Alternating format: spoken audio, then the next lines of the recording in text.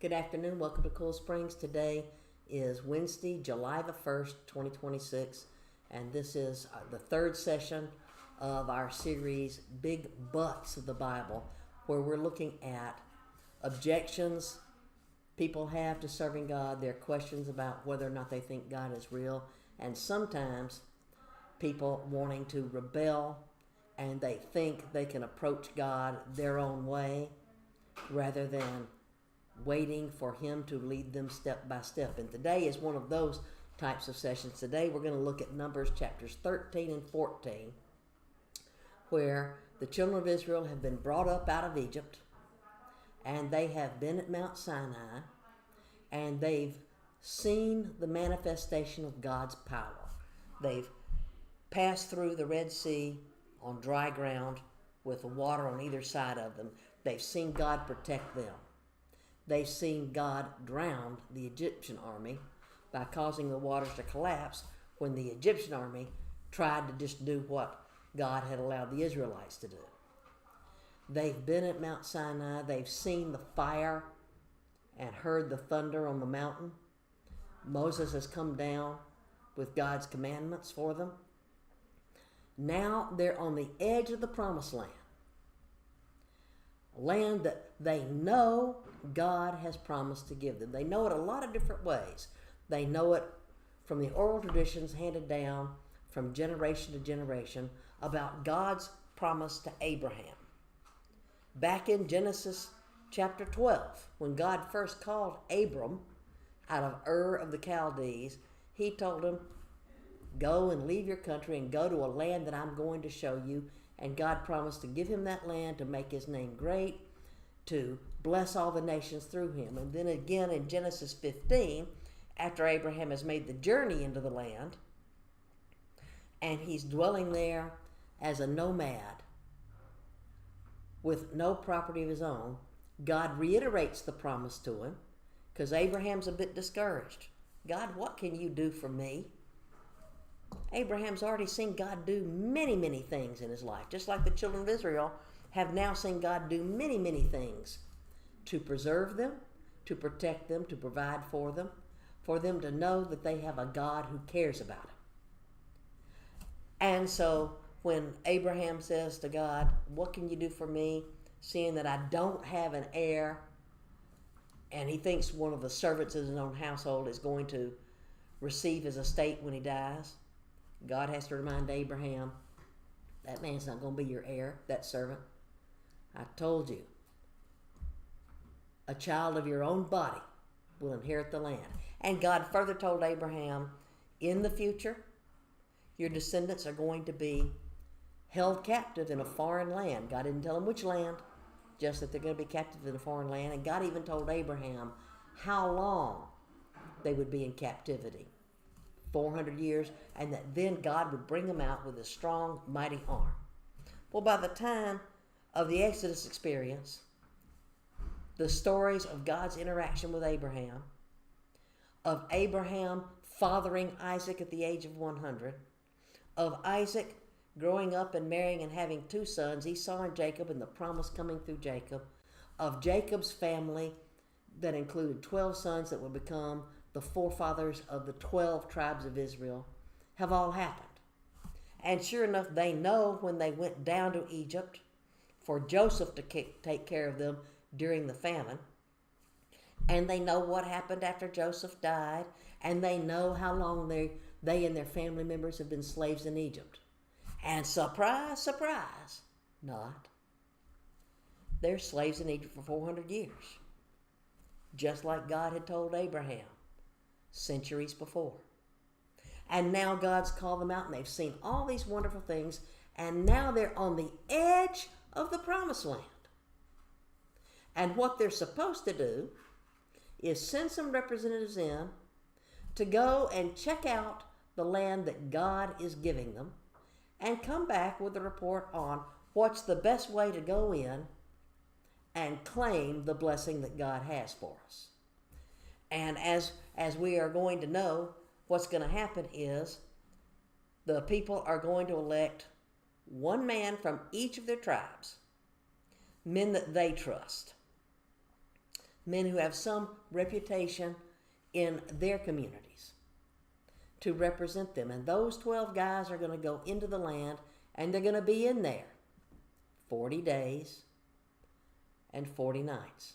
And when they come back, 10 of the 12, acting in their own minds, in their own rebellious hearts, we can't do this.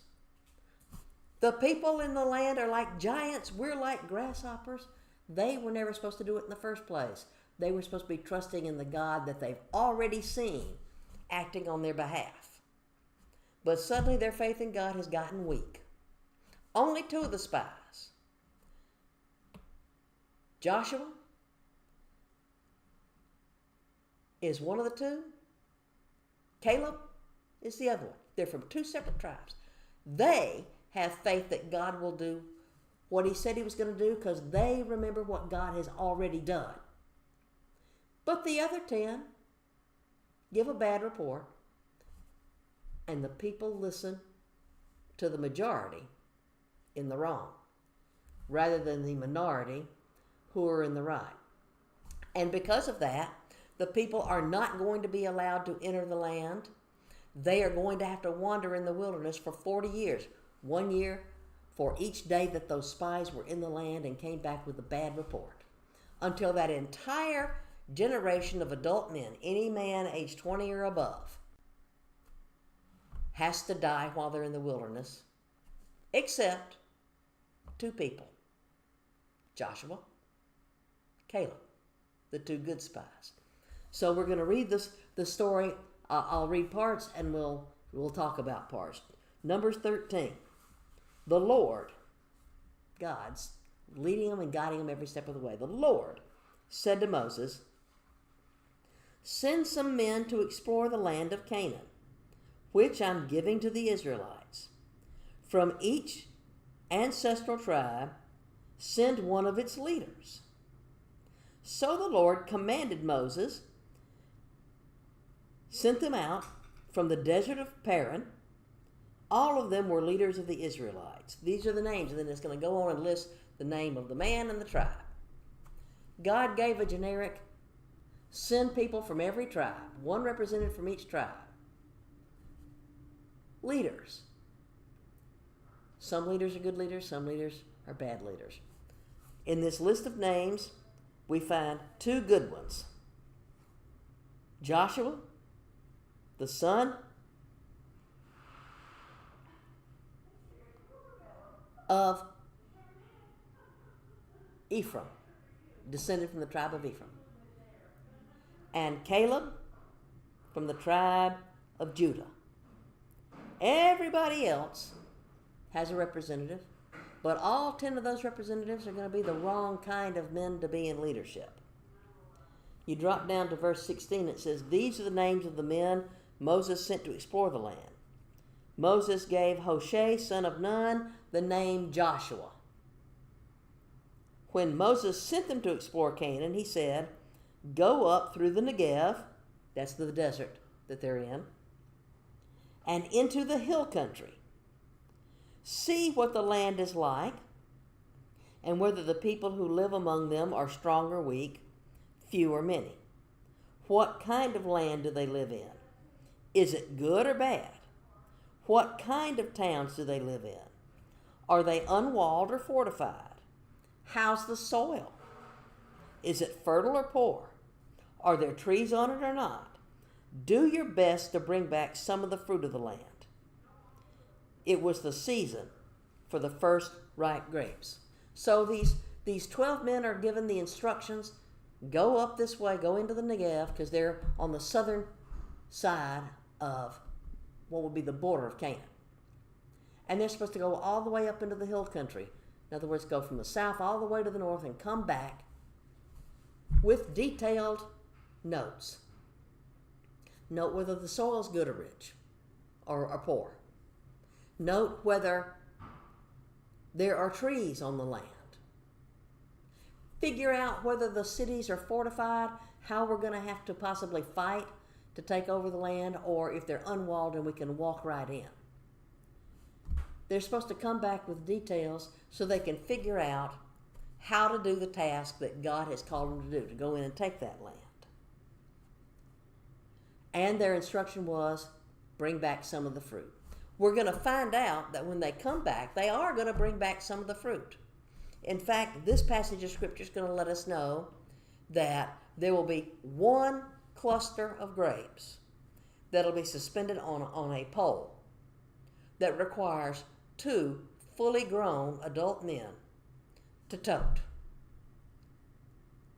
That's a big grape cluster. You go to the store and you buy grapes at the grocery store, you can pick it up in one hand and put it in your basket. This cluster of grapes, is one cluster, took 2 fully grown, able-bodied men to have to tote on a pole. It was physical proof that the land was good, just like God had told them it would be a good land, and just like Joshua and Caleb will remind the people the land is everything God said it was, and God will be with us. What are Joshua and Caleb telling the people when they come back and the people are hearing the bad report of the 12 spies, of the 10 spies? The people are hearing the negative thoughts in one ear, that yeah, the land is good, but, and that's why we're discussing this, people are always looking for excuses to say why they can't do something that they know they should do, why they don't have the ability, why their failure is somehow not their fault. It's got to be some other person or some other situation's fault. Human nature being what it is, a lot of times people don't want to accept responsibility for their actions. It's one of those life lessons that adults need to learn. That yes, while you're a child, while you're growing up, other people are responsible for you, and that's why, like it or not, you do have to obey your parents or your caregivers, your guardians. And once you hit legal majority, nobody else can tell you what to do anymore, but guess what? That means they're also not responsible for your upkeep. And so some people are just bound and determined they have got to learn the hard way that, gee, Mom and Daddy's rules made sense. That now I've got to put a roof over my head. I've got to provide for my own meals. I got to pay my bills. I got to do what it takes to take care of me because nobody else is responsible for me anymore. These people had forgotten that God had been taking care of them all this time, and that His plan was to continue taking care of them. But what they needed to do was to remain obedient to God. So they've come back from the land, and now the people are gathered up to hear what they have to say. So in chapter 13, starting in verse 21, it says, "So they went up and they explored the land, from the desert of Zin as far as Rehob toward Labo Hamath. They went up through the Negev and came to Hebron, where Ahinan, Sheshai, and Talmai, the descendants of Anak, lived. Hebron had been built 7 years before Zon in Egypt. When they reached the valley of Eshcol, they cut off a branch bearing a single cluster of grapes. 2 of them carried it on a pole between them, along with some pomegranates and figs. That place was called the Valley of Eshcol because of the cluster of grapes the Israelites cut from there. At the end of 40 days, they returned from exploring the land. They came back to Moses and Aaron and the whole Israelite community at Kadesh in the desert of Paran. There they reported to them and the whole assembly and showed them the fruit of the land. They went in the way they were told. They checked things out. They brought back some of the fruit of the land. So far, so good. But they don't want to trust God. They'd got the evidence, the proof. They went through that land for 40 days, and nobody harmed them. Nobody challenged them. They didn't have to fight their way through the land. They just went through the land as visitors. They noted what they needed to note. They come back and they brought back some of the fruit of the land. What's the problem is not they're obeying the instructions about scouting out the land. It's a matter of their heart. They gave Moses this account. We went into the land into which you sent us. Notice they're saying, Moses, you sent us. They've forgotten that God has been telling Moses what to do, and Moses is passing along what God said. We went into the land which you sent us, and it does flow with milk and honey. Here is its fruit. But the people who live there are powerful, and the cities are fortified and very large. We even saw the descendants of Anak there. Anak would be one of the giants. There will be giants alive many years after this, all the way down to the time of David. Goliath and his brothers will be descendants from the Anakim. We even saw the descendants of Anak there. The Amalekites live in the Negev. The Hittites, Jebusites, and Amorites live in the hill country. And the Canaanites live near the sea and along the Jordan. Then Caleb silenced the people before Moses and said, we should go up and take possession of the land, for we can certainly do it. 10 guys giving a bad report. Yeah, the land's everything God said, but they don't want to obey God. They think they're doing things in their own strength. And you know what? When you do things in your own strength, sometimes you're going to fall flat on your nose, flat on your faces. They aren't trusting God. They've taken proper notes. They know which of the people groups are living in which locations. They shouldn't have been surprised to find that some of the cities are fortified, because that was one of the things Moses told them. Note whether it's fortified or not, so just so that we'll know how to proceed. They've exaggerated, though. They've said that all the people in the land are giants. No, there were some giants in certain parts of the land. But most of the people were of ordinary size. When they're naming the Hittites and the Jebusites and the Amalekites and the Amorites and the Canaanites, most of those people aren't any bigger in size and stature and strength than the Israelites themselves are. Caleb tries to speak up and reassure the people, and he's reminding them correctly that we need to go and take possession of the land. We need to trust God, for we can certainly do it. But the men who had gone up with him said, we can't attack these people. They are stronger than we are. And they spread among the Israelites a bad report about the land they had explored. They said, the land we explored devours those living in it. Really?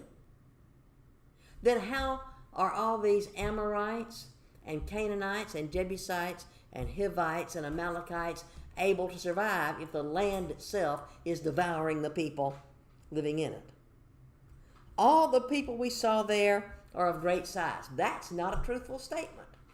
There were some giants, but most of the people are of ordinary size, and they're only comparing themselves to other human beings. You know what they forgot? They forgot how big their God is. They shouldn't be forgetting how big God is. What have they just recently known? We've been slaves for 400 years. Our parents and our grandparents and our great-grandparents, all slaves in Egypt. And the Egyptians mistreated us and abused us and used us. And Pharaoh was the one and only superpower nation of their era. And God managed to humble Pharaoh. Not one plague, not two, not three, 10 plagues. And Pharaoh finally cries uncle and lets the people go, then changes his mind and starts to chase them. They've already seen that. These people passed through the parted sea, where God held the waters back and allowed them to cross on dry land until they got to safety. These people have seen the fire and smoke on the mountain. They've received God's laws. They should be willing to trust that God said, this is the land we're supposed to go take. Let's go take it. But these spies are giving them a bad report, and they're not telling the truth. All the people we saw there of great size. We saw the Nephilim. There are descendants of Anak that come from the Nephilim. We seemed like grasshoppers in our own eyes, and we looked the same to them. Really? What if you were one of the people standing there in the desert? You wasn't one of the ones chosen to go in and spy out the land. Wouldn't you stop to think for half a minute, wait a minute? We all passed through the Red Sea waters. We were all at Mount Sinai. Yeah, these 12 guys went into the land to come back and give us a report. But if the land devours people, and if these people are all giants, and they saw our guys, and our guys seemed like nobody's nothing to them, how'd they get safely back to give us the report? Wouldn't you think that these people who are all giants would notice these men taking notes and might want to know, what are you doing? Why are you in my yard, so to speak? And maybe arrest them or torture them or beat them up and send them back? But they're standing there perfectly healthy, and they've got this huge cluster of grapes and some of these pomegranates that prove the land is able to support life. The people are hearing what they want to hear, a reason why they can't do what God told them to do, rather than, yeah, I know I'm not strong enough to do this, but God. You know, instead of big buts of the Bible, where we're looking for reasons why we can't go witness, reasons why we can't serve, reasons why we think somehow the world owes us a living, we really ought to be looking at, but if God is for us, who can be against us? Who am I that God would want to use me? But God, you've called me to a task, and I'm going to go do it. That's the way we should be approaching it. They weren't approaching it that way. That night, because they just heard the spies, 10 of the 12, say, we look like grasshoppers to them. Well, now they're presuming to know what other people are thinking. But the evidence is, if those people are thinking that you're some kind of a problem or threat, you wouldn't be able to stand here. Those people don't know how big our God is. But you know what? They misread it. Because the book of Numbers is going to count the 40 years in the wilderness. The book of Deuteronomy will be at the end of the 40 years of wandering, and Moses will be giving his farewell addresses to the people before Joshua leads them into the promised land. And 40 years from now, when their kids and grandkids, and some of the older women, get to go into that promised land under Joshua, Joshua's going to send in 2 spies. And instead of letting the people pick their own leaders, Joshua is going to pick the 2 men that he sends in as spies, and they're going to go into the land at Jericho, and they're going to encounter a woman by the name of Rahab. She lives in the wall of the city.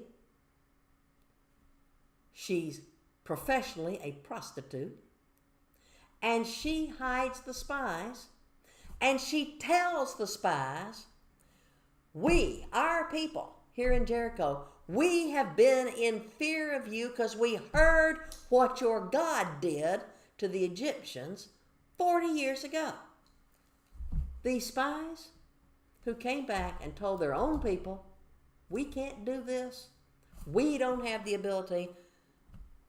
What they're saying without saying it is, we don't think our God is big enough to handle our problems either. And what they're going to discover 40 years later is that all those people, the Canaanites, the Amorites, the Amalekites, the Hittites, the Jebusites, the ones who were of normal size, as well as the Anakim, descended from the Nephilim, the ones who really were giants, they were in fear not of the Jewish people, but of the Jewish people's God.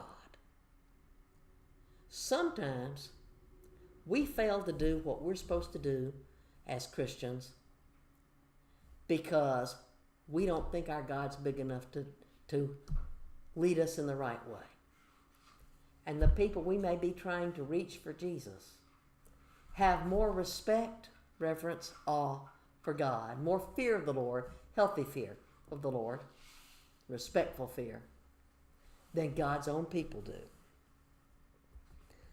Chapter 14. That night, all the people of the community raised their voices and wept aloud. All the Israelites grumbled against Moses and Aaron, and the whole assembly said to them, if only we died in Egypt or in this desert. Why is the Lord bringing us to this land only to let us fall by the sword? Our wives and children will be taken as plunder. Wouldn't it be better for us to go back to Egypt? And they said to each other, we should choose a leader and go back to Egypt. God rescued them from slavery.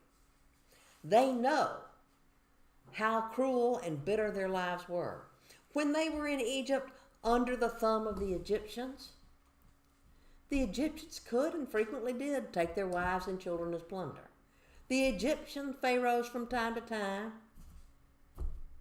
did wholesale murder of Jewish babies. Moses himself was spared as an infant from one of the previous pharaoh's orders that all the baby boys be thrown alive into the Nile River where they would be drowned or consumed by the wild animals.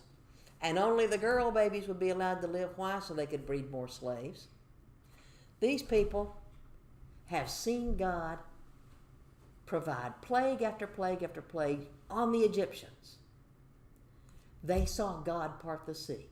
They heard God's voice on the mountain, the thunder and the fire and the smoke. They're not trusting God to solve their problems. Instead, they want to run right back to the very slavery that God just rescued them from. And they want to reject God and the leaders God appointed over them. We should choose a leader and go back to Egypt. Then Moses and Aaron fell face down in front of the whole Israelite assembly gathered there. Joshua, the son of Nun, and Caleb, the son of Jephunneh, who were among those who had explored the land, tore their clothes and said to the entire Israelite assembly, the land we have passed through and explored is exceedingly good. God has goodness for you. If you'll approach God God's way, if you'll reach out to accept God's gift, in this case, the gift of land that can support their lives. In your and my case, God's offering us the gift of salvation, the gift of eternal life with Him. But you got to be smart enough to reach out to God and say, I accept your offer on your terms, rather than trying to do things in your own strength. The land we passed through and explored is exceedingly good. If the Lord is pleased with us, He will lead us into that land, a land flowing with milk and honey, and will give it to us. Joshua and Caleb understood. If we're obedient to God, God will provide for us. He'll solve the problems. They go on to implore the people, only do not rebel against the Lord. And do not be afraid of the people of the land, because we will swallow them up. Their protection is gone. But the Lord is with us. Do not be afraid of them. Did Joshua and Caleb have it right? Oh, yeah, they had it right. Because like I said, we can fast forward in our Bibles by flipping a few pages and get to the book of Joshua. And 40 years later, the 2 spies that Joshua sends into the land will hear from Rahab that all of the peoples surrounding them and their people had all been waiting, because we've heard about what your God did for you and what God did to Pharaoh 40 years ago. Joshua and Caleb have it right. The Canaanites' protection is gone, but the Lord is with us. Do not be afraid of them. We don't need to be afraid to act when God calls us to act. But this passage has buts all over the place. But the whole assembly talked about stoning them. Then the glory of the Lord appeared at the tent of the meeting to all the Israelites. The Lord, and notice that's Lord, all capital letters, God's sacred name. The people are arguing about what to do. Aaron and Moses have humbled themselves before God.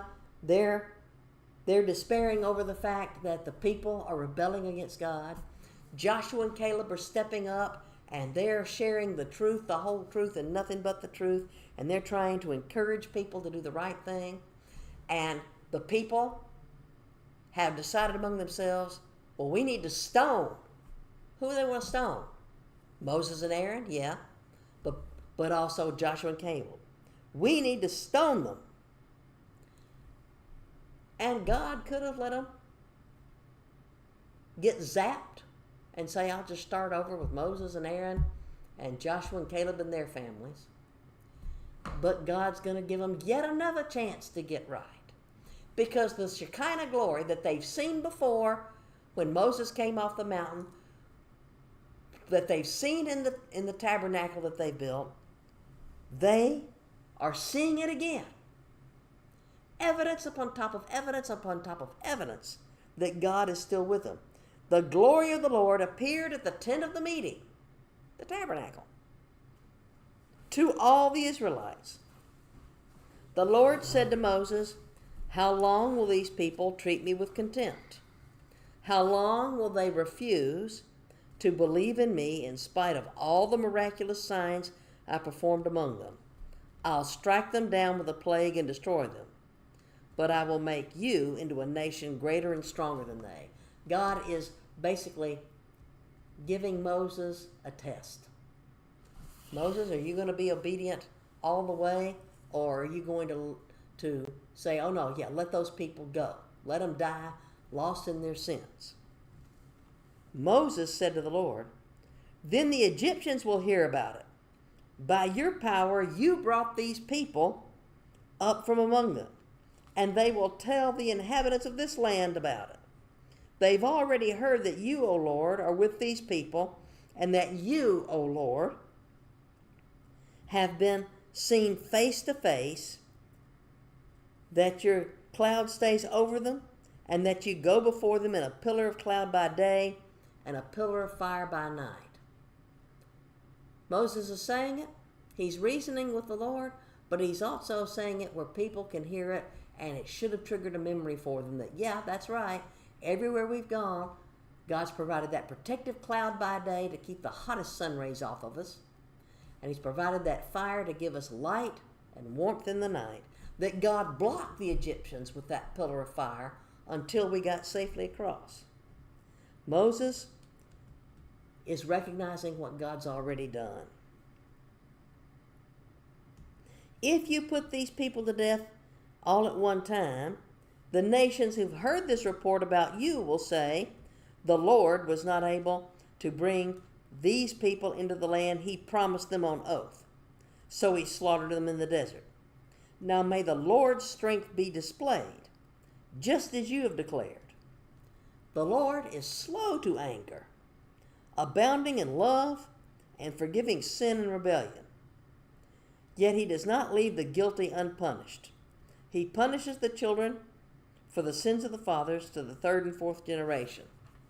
In accordance with your great love, forgive the sin of these people, just as you have pardoned them from the time they left Egypt till now. Because they've already had several times when they've tried to rebel against God and against Moses. The Lord replied, I have forgiven them, as you asked. Nevertheless, as surely as I live, and as surely as the glory of the Lord fills the whole earth, not one of the men who saw my glory and miraculous signs I performed in Egypt and in the desert, but who disobeyed me and tested me 10 times, not one of them will ever see the land I promised on oath to their forefathers. No one who has treated me with contempt will ever see it. But because my servant Caleb has a different spirit and follows me wholeheartedly, I will bring him into the land he went into, and his descendants will inherit it. Since the Amalekites and the Canaanites are living in the valleys, turn back tomorrow and set out toward the desert along the route to the Red Sea. The Lord said to Moses and Aaron, how long will this wicked community grumble against me? I've heard the complaints of those grumbling Israelites. So tell them, as surely as I live, declares the Lord, I'll do to you the very things I heard you say. In the desert, your bodies will fall. Every one of you, 20 years and old, who was counted in the census and who has grumbled against me. Not one of you will inherit the land I swore with uplifted hand to make your home, except Caleb, the son of Jephunneh, and Joshua, the son of Nun. As for your children that you said would be taken as plunder, I will bring them in to enjoy the land you have rejected. But you, your bodies will fall in this desert. Your children will be shepherds here for 40 years, suffering for your unfaithfulness until the last of your bodies lies in the desert. For 40 years, God's setting the punishment, and he's setting an appropriate time frame for it. 40 years. 1 year for each day of the 40 days you explored the land. You will suffer for your sins and know what it is like to have me against you. I, the Lord, have spoken, and I will surely do these things to this whole wicked community which has banded together against me. They will meet their end in this desert, and they will die. Moses is going to tell the people what God said. And now all of a sudden the people are going to decide, oh no, we don't want that. We don't want to be in the desert for 40 years. We're just going to go in and take the land. And Moses tries to tell them, don't you do it. I said no. Sometimes children hear their parents say no, and they just can't wait to try again and do the very thing that mom and dad say no to. And if mom and dad love them, they'll discipline them. They'll make sure that that child receives the consequences of their disobedience. You tell a kid, don't touch the hot stove, and they try to reach out their hand and touch it again, sometimes they got to get burned. And then all of a sudden they realize, oops, there's a reason why mom and dad said no. The Israelites, hearing God's punishment proclaimed to them, hearing what their sentence is, they don't want to accept God's punishment on them, just like Cain in our first session. When God told Cain what Cain's punishment was going to be for taking the life of Abel, Cain says, my punishment's greater than I can bear. He's not willing to accept responsibility. He's not saying, God, you're right and just to discipline me. He just doesn't like the punishment. Here we are in Numbers, and the people don't want to hear that God is not going to go with you. God's told them a few weeks before, send your spies into the land and figure out how to conquer it, come back with some of the fruit of the land so that you'll know what I'm giving you is good. Now they've rebelled. They've got the fruit. They've got the evidence. But they don't want to obey God. Isn't it odd that they don't want to obey God? And they think they're too weak, too strong to go and conquer the land. And now that God has said, have it your way, you're going to wander in the desert for 40 years, 1 year for every day your spies were in the land and you didn't obey me. Now all of a sudden, oh, we'll go into the land now. They're thinking God's going to bail themselves out. They're going to do it anyway, and they're going to get whooped. When Moses reported this to all the Israelites, they mourned bitterly. Early the next morning, they went up toward the high hill country. We've sinned, they said. We'll go up to the place the Lord has promised. But Moses said, why are you disobeying the Lord's command? This will not succeed. And he's very blunt with them. Do not go up, because the Lord is not with you. You will be defeated by your enemies, for the Amalekites and the Canaanites will face you there. Because you have turned away from the Lord, he will not be with you, and you will fall by the sword. They've heard the second warning. And they're just stubborn as all get out. They're just going to do what they always did. We're going to do it our way. And they go. Nevertheless, in their presumption, they went up toward the high hill country, though neither Moses nor the ark of the Lord's covenant moved from the camp.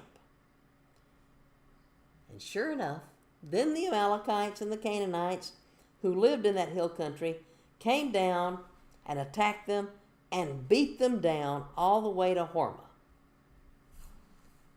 They just had to go in on their own strength. They thought saying, I'm sorry, would just make it all melt away. Oh, human beings. A lot of times we think just telling somebody we're sorry or promising, oh, I'll never do that again, when you know absolutely you're going to do what you want to do the way you want to do it. And then reality bites you hard. And you're running back to mom and dad or to your employer who's fired you for not obeying the rules, whatever the situation is. Oh, I promise this time will be different. Moses warned him. God told you already. Because you didn't listen to him, because you didn't remember all the things God's done for you, you guys will never set foot in this land again. Not just the 10 guys who actually went in, but all of their family and friends, every male age 20 and above, sometime during this next 40 years is going to die in the desert. And every day when they see people have diseases and get sick or get bitten by the snakes or have other things go wrong and they die in the desert, and the numbers start dwindling, they can't help but know, I disobeyed God, and the reason we're out here in the desert instead of in that land that we're supposed to be in is because I didn't trust God. Every one of those men is going to die in the desert. When they were wandering through the desert, God's hand covered and protected them. There are lots of wild animals in the desert, including very poisonous snakes. There's one point that's going to come in the book of Numbers where the people are going to rebel against Moses and Aaron again. And because of that rebellion, God's going to lift his protective hand. And all of a sudden, the snakes that have been there all along, but God has prevented the snakes from coming into the camp and biting the people. The snakes will be coming in like droves, and people will be bitten and die left and right. And they'll realize, oh, we messed up. And they'll ask for mercy. And God will tell Moses, make a bronze serpent and put it on a pole and hold it up. And when the people look at the pole, they'll be healed from the poisonous snake bite. Why was God doing this? When you want to think about the whole plan of God, you need to think about the gardens. The Garden of Eden, where the serpent is used by Satan to deceive Eve, and Eve and Adam willingly rebel against God. And God tells Adam and Eve, as he's handing out the punishments to them, that the seed of woman will crush the serpent's head, and that the serpent will slither around on the ground and eat dust all the days of his life. And you think about Jesus in the Garden of Gethsemane, praying, Father, if there's any other way, let this cup pass from me, but nevertheless, not my will, but thy will be done. And within hours, he'll be on the cross. And he will take on the sins of mankind because of his love for us. And he'll be nailed to the tree. And he'll overcome death on our behalf. The people are going to rebel. Not just this time. The but we've looked at today in Numbers 13 and 14. They're going to keep rebelling throughout the book of Numbers. They're going to keep rebelling throughout the rest of the Old Testament, into the New Testament, into our day and time. There are people who will hear the Word of God, who will hear the testimonies of believers, who will see God's prophesied events come true.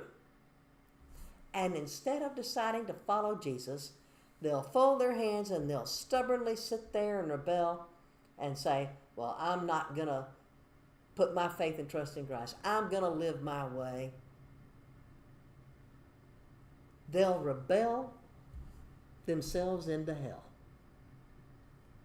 Some people will pay attention to the warnings. Some will become believers. Like I said, 40 years later, Joshua sends 2 men that he hand selects this time. Men who have the right character. And they hear from Rahab. Our people have known for 40 years that your God was more powerful than any God we've ever served. We've been waiting basically for the other shoe to drop. We've been waiting for the day. Rahab isn't even going to ask those spies to spare her life. She's going to ask the spies, in exchange for me protecting you, see to it that my family isn't harmed. And the spies will cut a deal with her. You have to get them to come into your house. You put this scarlet cord in the window, our lives for yours, anybody in this house will be protected. Rahab ultimately is going to be spared, as will her family. She'll wind up in the family tree of Jesus. Rahab is eventually going to marry a Jewish guy by the name of Salmon. And they're going to have a son who's going to grow up, and when he is a very mature, older man, he's going to do the godly thing by performing levirate marriage for a Moabite girl named Ruth. And he and Ruth will have a child, Obed. And Obed will have a child, Jesse. And Jesse will have many children, one of whom is King David. And generations from David, Messiah, God, will come into time and space and take on flesh from the family line that includes Rahab, the former prostitute who trusted God and his word. And a lot of these other people who had experienced so many of God's blessings wound up dying in the desert, never to set foot in the land, and in the case of the 10 spies, never to set foot in the land again, losing out on the promise of what God had for them because they refused to obey.